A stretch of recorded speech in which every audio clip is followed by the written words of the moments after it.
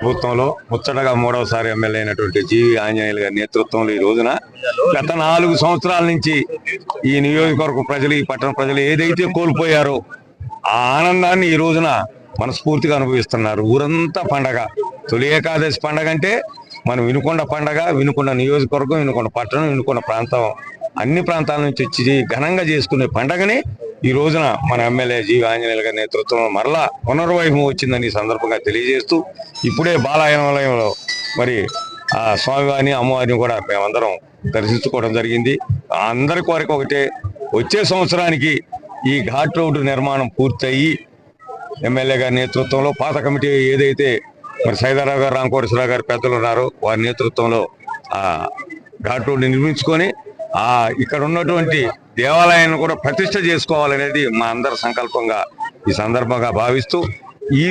పట్టణం యొక్క ప్రత్యేకత ఒకసారి ప్రజలందరికీ నేను విజ్ఞప్తి చేస్తున్నా. ఈ రోజున మొహరం వచ్చినప్పటికీ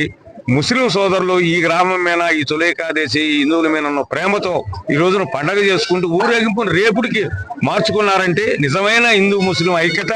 ఈ రోజు ఇక్కడ ఉందని ఈ సందర్భంగా మనవి చేస్తూ, ఒకటే మనవి చేస్తున్నా, మంచి మనసుతో ఎమ్మెల్యే గారు ప్రారంభించినటువంటి ఘాట్ రోడ్ నిర్మాణం, అదేవిధంగా ఈ గుడి నిర్మాణం, మంచినీరు స్కీమ్ ఇవన్నీ కూడా పూర్తి చేసుకుంటామని ఈ సందర్భంగా తెలియజేస్తూ, తప్పనిసరిగా ప్రజలందరూ సుఖశాంతులతో ఉండాలి, అందరం ఐక్యతగా ఉండాలి, అందరం అభివృద్ధి చేసుకోవాలని ఈ సందర్భంగా మనవి చేస్తాం.